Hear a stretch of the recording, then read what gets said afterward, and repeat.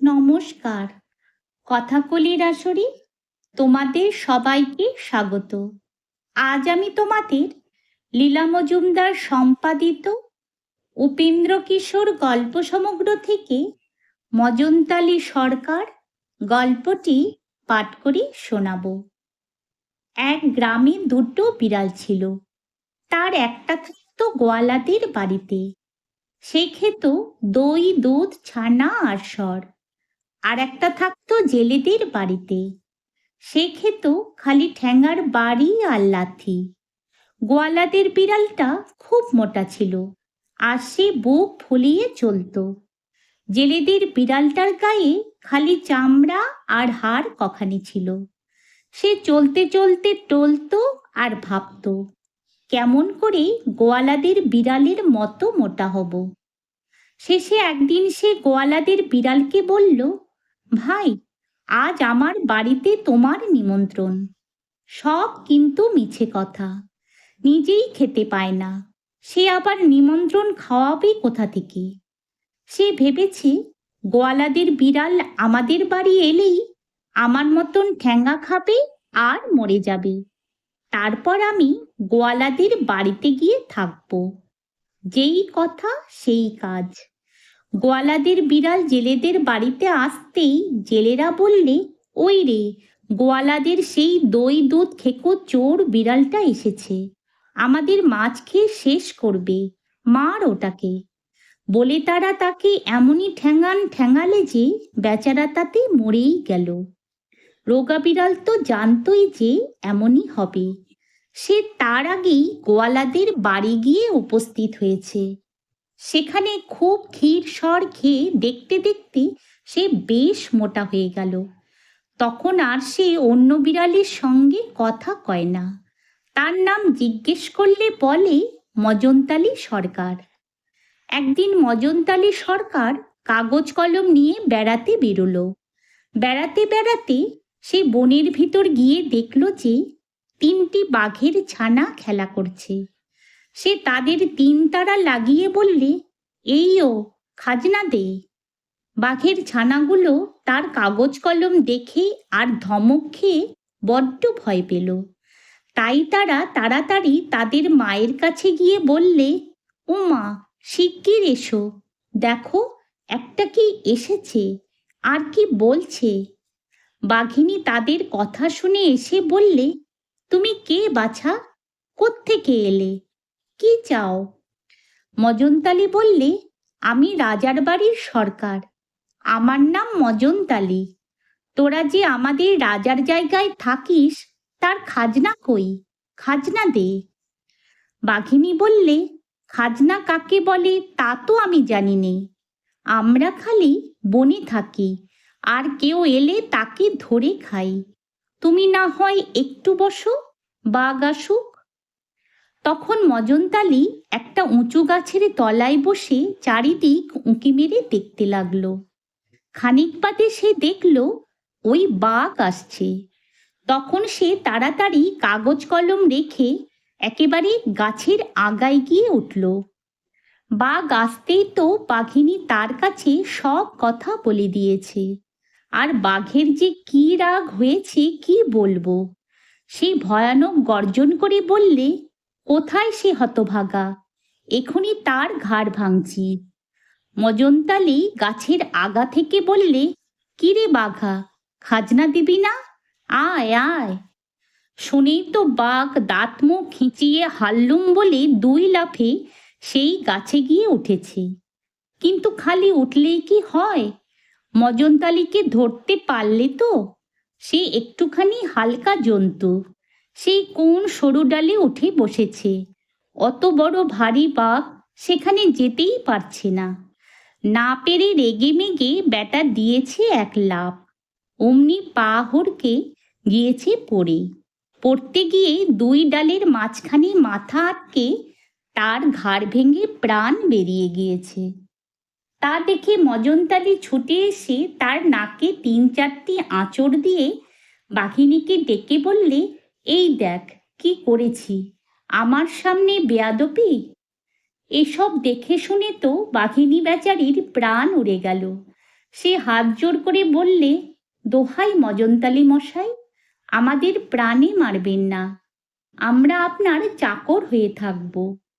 তাতে মজনতালি বললে, আচ্ছা তবে থাক, ভালো করে কাজকর্ম করিস, আমাকে খুব ভালো খেতে দিস। সেই থেকে মজনতালি বাঘিনীদের বাড়িতেই থাকে, খুব করে খায় আর বাঘিনীর ছানাগুলির ঘাড়ে চড়ে বেড়ায়। বেচারারা ভয়ে একেবারে জড়সড় হয়ে থাকে, আর তাকে মনে করে না জানি কত বড় লোক। একদিন বাঘিনী তাকে হাত জোর করে বললে, মজনতালি মশাই, এ বনে খালি ছোট ছোট জানোয়ার, এতে কিছু আপনার পেট ভরে না। নদীর ওপারে খুব ভারী বন আছে, তাতে খুব বড় বড় জানোয়ারও থাকে, চলুন সেখানে। শুনে মজনতালি বললেন, ঠিক কথা, চল ওপারে যাই। তখন বাঘিনী তার ছানাদের নিয়ে দেখতে দেখতে নদীর ওপারে চলে গেল। কিন্তু মজনতালি কই? বাঘিনী আর ছানারা অনেক খুঁজে দেখল ওই মজনতালি সরকার নদীর মাঝখানে পড়ে হাবুডুবু খাচ্ছে। স্রোতে তাকে ভাসিয়ে সেই কোথায় নিয়ে গিয়েছে, আর ঢেউয়ের তাড়ায় তার প্রাণ যায় যায় হয়েছে। মজনতালি তো ঠিক বুঝতে পেরেছে যে আর দুটো ঢেউ এলেই সে মারা যাবে। এমন সময় ভাগ্যিস বাঘিনীর ছানা তাকে তাড়াতাড়ি ডাঙ্গায় তুলে এনে বাঁচালো, নইলে সে মরেই যেত, তাতে আর ভুল কি। কিন্তু মজনতালি সরকার তাদের সে কথা জানতেই দিল না। সে ডাঙ্গায় উঠে ভয়ানক চোখ রাঙিয়ে বাঘের ছানাকে চড় মারতে লাগলো, আর গাল যে কত দিল তার তো লেখাঝোকাই নেই। শেষে বললে, হতভাগা মূর্খ, দেখ দেখি কি করলি। আমি অমন চমৎকার হিসাবটা করছিলুম, সেটা শেষ না হতেই তুই আমাকে টেনে তুলে আনলি, আর আমার সব হিসাব এলিয়ে গেল। আমি সবে গুনছিলুম নদীতে কটা ঢেউ, কতগুলো মাছ, আর কতখানি জল আছে। মূর্খ বেটা, তুই এর মধ্যে গিয়ে সব গোলমাল করে দিলি। এখন যদি আমি রাজামশাইয়ের কাছে গিয়ে এর হিসাব দিতে না পারি, তবে মজাটা টের পাবি। এসব কথা শুনে বাঘিনী তাড়াতাড়ি এসে হাত জোর করে বললে, মজনতালি মশাই, ঘাট হয়েছে, এবারে মাপ করুন। ওটা মূর্খ, লেখাপড়া জানে না, তাই কি করতে কি করে ফেলেছে। মজনতালি বললে, আচ্ছা এবারে মাপ করলুম, খবরদার আর যেন কখনো এমন হয় না। এই বলে মজনতালি তার ভিজে গা শুকাবার জন্যে রোদ খুঁজতে লাগলো। ভারী বনের ভিতরে সহজে রোদ ঢুকতে পায় না, সেখানে রোদ খুঁজতে গেলে উঁচু গাছের আগায় গিয়ে উঠতে হয়। মজনতালি একটা গাছের আগায় উঠে দেখলে যে এই বড় এক মরা মহিষ মাঠের মাঝখানে পড়ে আছে। তখন সে তাড়াতাড়ি গিয়ে সেই মহিষটার গায়ে কয়েকটা আঁচড় কামড় দিয়ে এসে বাঘিনীকে বললে, শিগগির যা, আমি একটা মোষ মেরে রেখে এসেছি। বাঘিনী আর তার ছানাগুলো ছুটে গিয়ে দেখলে সত্যি মস্ত এক মোষ পড়ে আছে। তারা চারজনে মিলে অনেক কষ্টে সেটাকে টেনে আনলে, আর ভাবলে, ইস, মজনতালি মশাইয়ের গায়ে কি ভয়ানক জোর। আর একদিন তারা মজনতালিকে বললে, মজনতালি মশাই, এই বনে বড় বড় হাতি আর গন্ডার আছে, চলুন একদিন সেইগুলো মারতে যাই। এ কথা শুনে মজনতালি বললে, তাই তো, হাতি গন্ডার মারব না তো মারব কি, চল আজই যাই। বলে সে তখনই সকলকে নিয়ে হাতি আর গন্ডার মারতে চলল। যেতে যেতে বাঘিনী তাকে জিজ্ঞেস করলে, মজনতালি মশাই, আপনি খাপে থাকবেন না ঝাঁপে থাকবেন?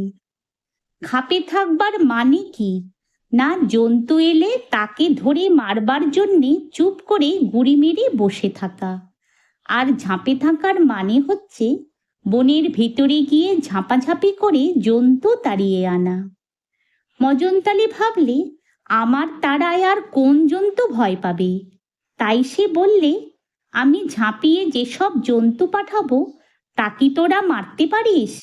তোরা ঝাঁপে যা, আমি খাপে থাকি। বাঘিনী বললে, তাই তো, সেসব ভয়ানক জন্তু কি আমরা মারতে পারবো? চল বাছারা, আমরা ঝাঁপে যাই। এই বলে বাঘিনী তার ছানাগুলোকে নিয়ে বনের অন্য ধারে গিয়ে ভয়ানক হাল্লুম হাল্লুম করে জানোয়ারদের তাড়াতে লাগলো।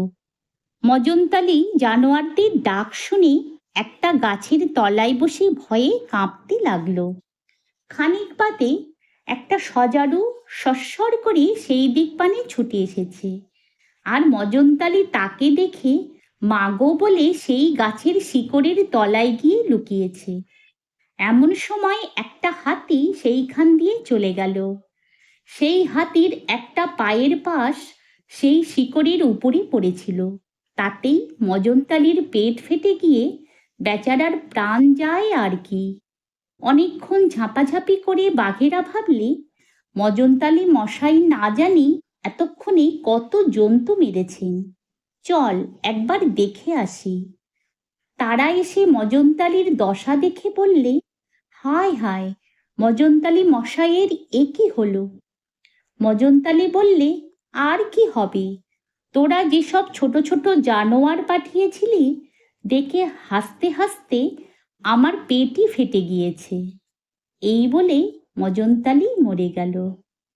যদি তোমাদের এই গল্পটি ভালো লেগে থাকে তাহলে একটা লাইক ও আমার এই চ্যানেলটিকে সাবস্ক্রাইব করে দিও, যাতে তোমাদের জন্য আরও অনেক নতুন নতুন গল্প নিয়ে আসতে পারি। ধন্যবাদ।